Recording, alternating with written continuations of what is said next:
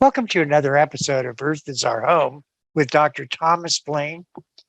He's going to be talking about part 3, La Nina Rules the Roost in the 21st century. So stay tuned.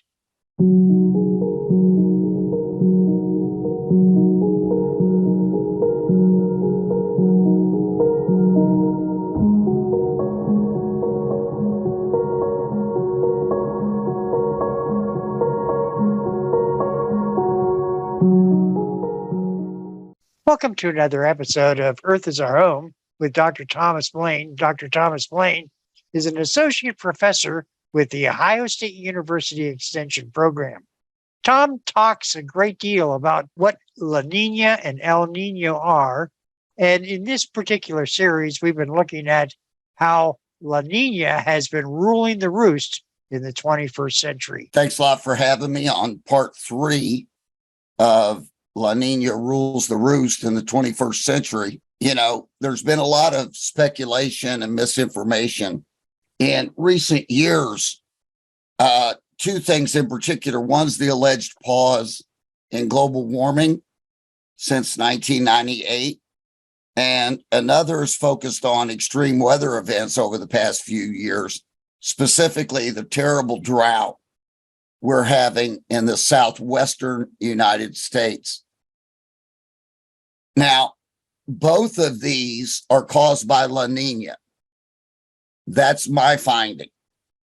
I don't believe that either one of these is caused by global warming in general or a failure of global warming. I think they're caused by La Nina.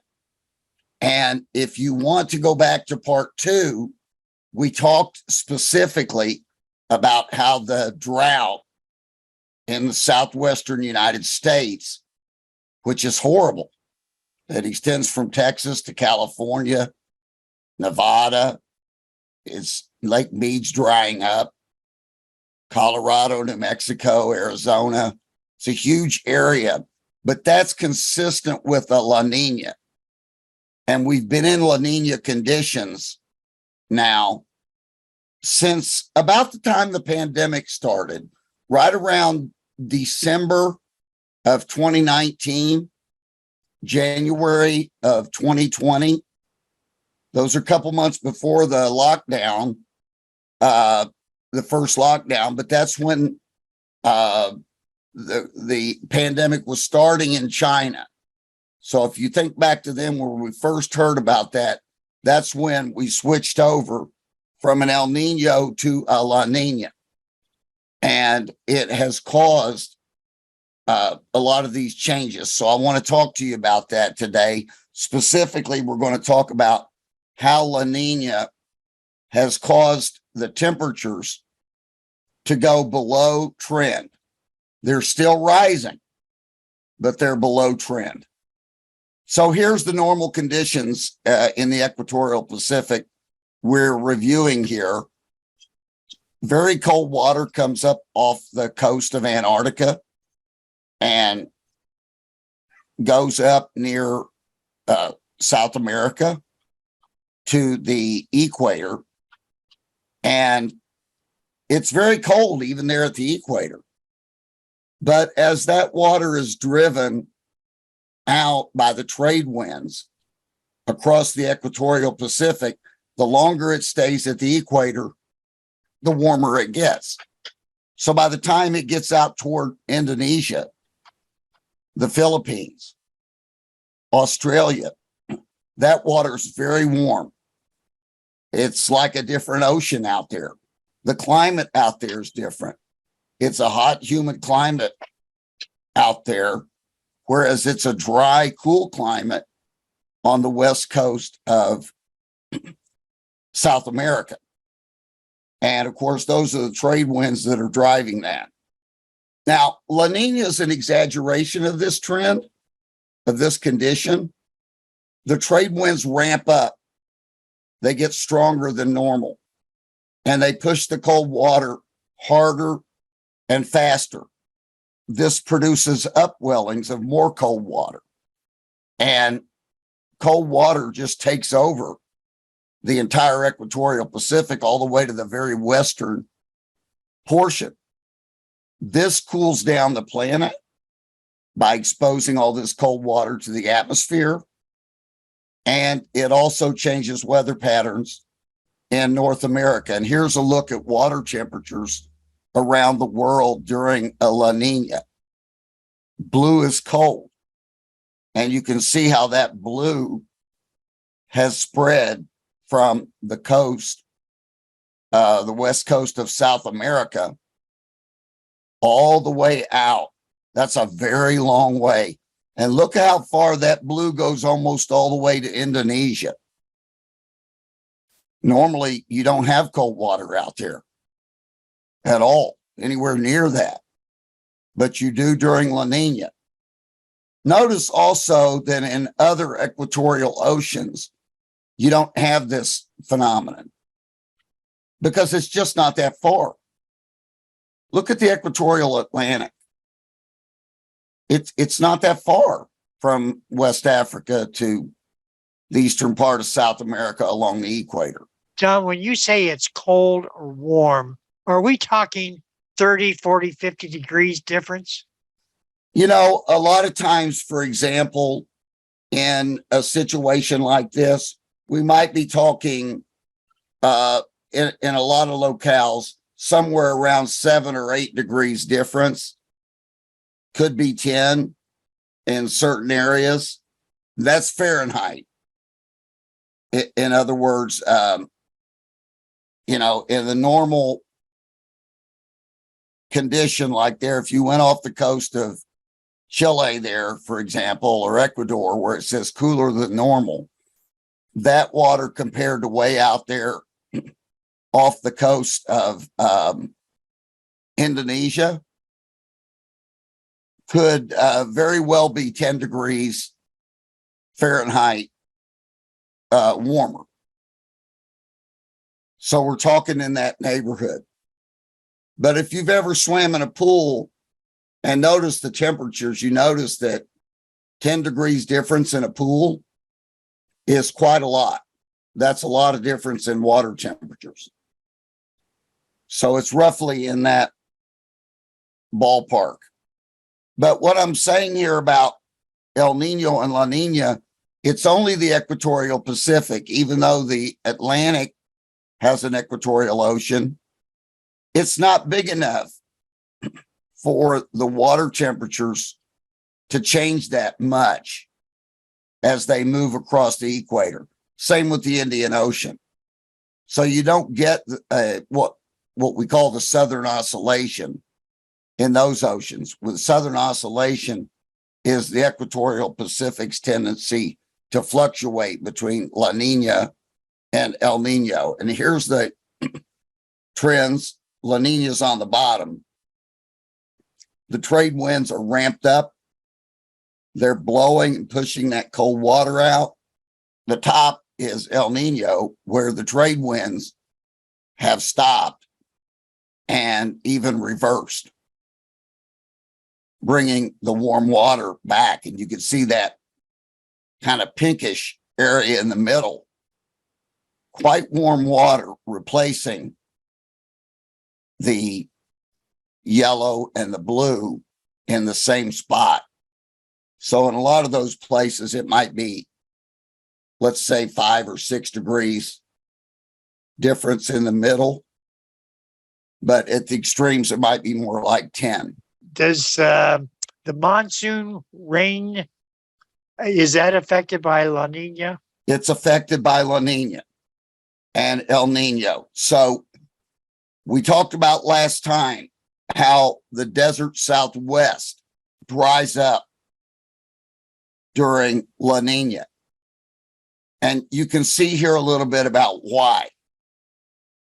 Notice, okay, so Arizona, it is a desert, but Arizona gets rain, believe me, and they get a monsoonal rain. Normally this time of year, Arizona's getting a monsoon.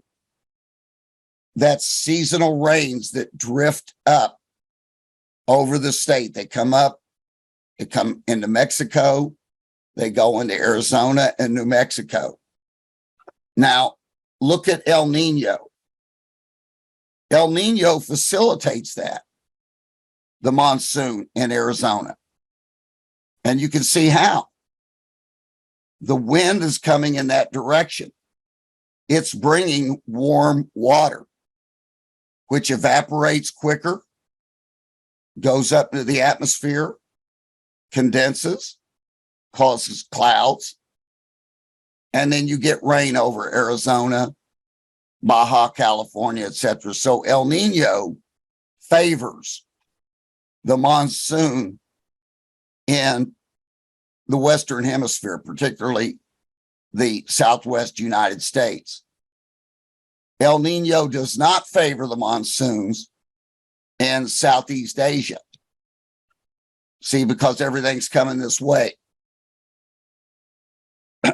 That's El Nino. La Nina, when it's going in the way it does, the monsoonal flow in Arizona shuts down because the water's cold. It doesn't evaporate very much.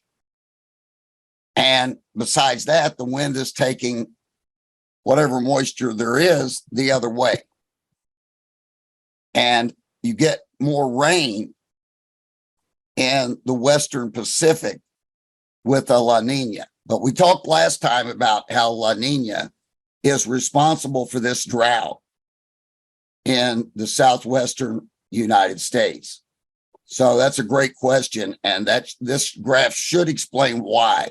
Now we're going to talk about the historical evidence, because I'm going to prove this to you. And I'm look at the very end of 2019 to now. 2.5 years. Here we are in the middle of 2022. Cool. As opposed to the warmth of El Nino in 2019. And notice that El Nino that we did have in 2019 was one of the weakest on record. Compare it. That's the red. Compare it. Let's take a look at some of these just for fun. You ready? Let's take a look and see what happened at the very beginning of the data set. We started out in 79 and 80 in an El Nino that then went to a very short La Nina and then back up into an El Nino around 83. Are we going to see that in the temperature record? And you see how it bounces up and then goes down around 1982 and then goes back up in 83. You see these sine wave patterns. These sine wave patterns are associated with El Nino and La Nina. If you look, the overall trend is up. The overall trend is up. You can see when we started, we were down around 0.2, 0.3, 0.4 below the average for the period. Now, recently, we're about 0.2, 0.3, 0.4 above average. That's 0.6 of a degree. That's about 1.1 degree Fahrenheit warming during the last 40 or so years. Let's take a look just for fun at the strongest period of increase. Notice how we went on the blue from -0.4 all the way up to 0.6, a full degree Celsius in a very short time, just a few months. What could cause that? Not human-induced global warming. About the only thing that can cause that is an El Nino. So have a look and let's just see if there was an El Nino. And there it is. Look around 97. That strong El Nino. That is responsible. Just like the one back in 82, was responsible for the big spike then. You see the spike then. In fact, if you look, Patrick, there at the beginning of 83, you'll see a blue dot. That was the first time the global temperature was above the average for this data set. It was a record high at the time. I would like for you to re-emphasize something that you had said that made a lot of sense in a subsequent video, and that's the degree of temperatures. You know, to me, being a novice in the climate world, raising the rate of temperature a half a point, half a degree, seems like it's nothing. Well, I'm going to turn it back to you and ask you, do you mean half a degree Celsius or half a degree Fahrenheit? Well, you know, whatever the chart shows. These are Celsius, but I like to transfer them into Fahrenheit because a lot of people don't deal with Celsius. Okay. Sure. So what I'm trying to establish here is the trend. And I'm trying to establish that the sine wave patterns are caused by El Nino, La Nina, the southern oscillation. I'm also trying to establish that the upward trend has not faltered. The third thing I'm trying to establish is that in the first half of this data set, El Nino ruled the roost. And in the second half, La Nina has ruled the roost.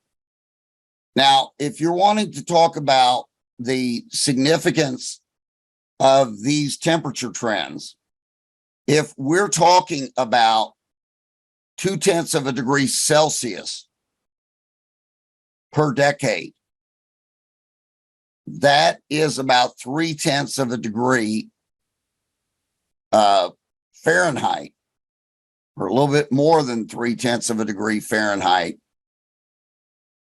per decade. 0.3 of a degree Fahrenheit per decade, if you multiply that out over 100 years, you're talking about 3 degrees Fahrenheit. That means that long before we get to that point, like in the next 50 years, planet Earth will be warmer than it's been in several million years. So if that gives you an idea, in other words, if this trend continues and you look way over at the left, it was down around negative 0.3, and over at the right, it's up around positive 0.3. That's 0.6 in 40 years. 0.6 of a degree Celsius, that's about 1.1 degree Fahrenheit. If we do that same trend over the next 80 years, Earth as we know it will not be the same. So to put that in perspective, that would make Ohio's climate more like, say, Oklahoma. It would change ecosystems. We would have mass extinctions. We're talking about failure of agriculture, climate patterns, rainfall patterns changing. A lot of people are putting the gateway to disaster somewhere between 1.5 degrees Celsius and 2 degrees Celsius. I don't know if that's correct, but I can tell you 3 degrees Celsius, which is, this 0.3 per decade times 100 years, would be a catastrophe for planet Earth. Plants and animals simply wouldn't be able to migrate. We would have heat waves like we've never had before, where people would die when you read about these heat waves in the summer in certain parts of the world. And we would melt sea ice much more rapidly, which would put a lot of coastal cities underwater at 3 degrees Fahrenheit. So let's say over the next 100 years. So when we look at these minuscule changes over here, it's very important we understand this, because this pattern is going to continue.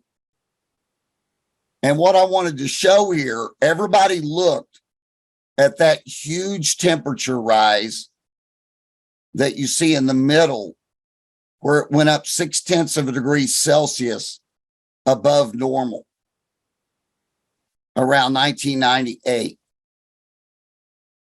And then they looked, and it really hasn't been up there since, except for 2016. Right now, we're quite a lot below that. Look how low we are now. We're still above trend, but notice the bottom of those sine waves. Look at the bottom of the sine wave recently. Look what the temperatures have been recently. The coolest temperatures we've had, Patrick, recently are caused by La Nina. Look at that blue. You see the blue there. And look how recently we've been down there. But look, that's the same temperature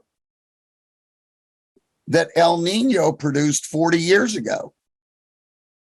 Look at where we were in La Ninas back at the beginning of the data set, or even in the 90s. Look how low those bottoms were. So it's not appropriate to compare the top, like that 2016 peak, with where we are now. What is more appropriate is to look at the bottoms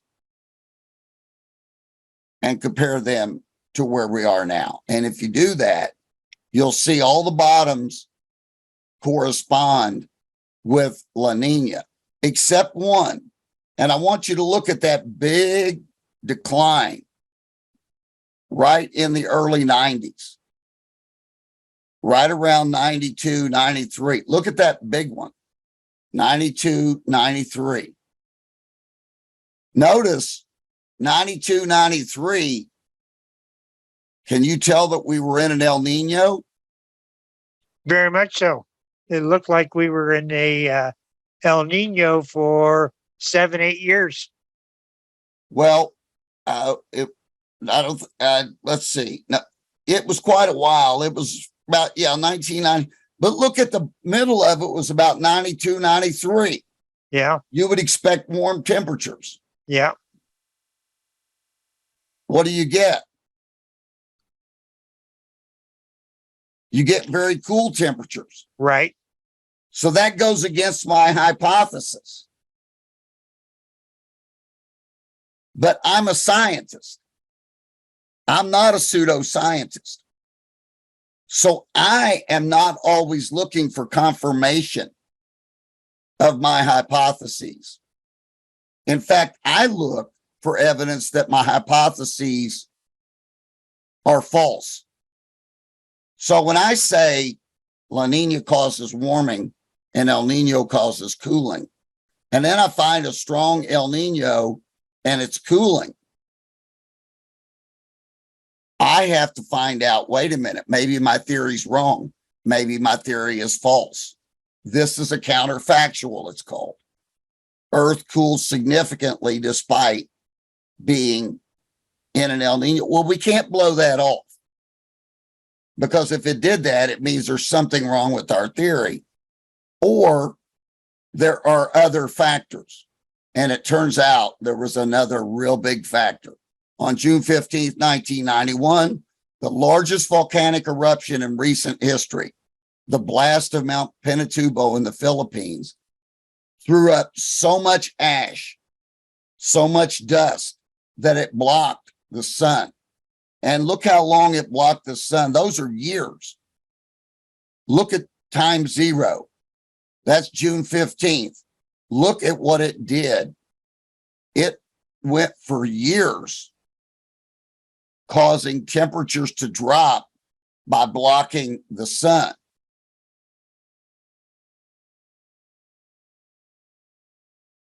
$15 million tons of sulfur dioxide. It reacted with water to form a hazy layer of aerosol particles composed primarily of sulfuric acid. And over the next 2 years, strong stratospheric winds spread it out all over the world.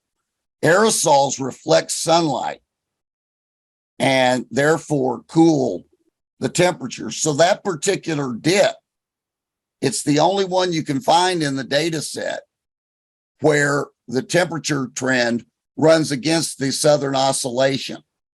So the summary findings is global average temperatures, temporary ups and downs, that sine wave flow, follow the southern oscillation, and they follow it to a T.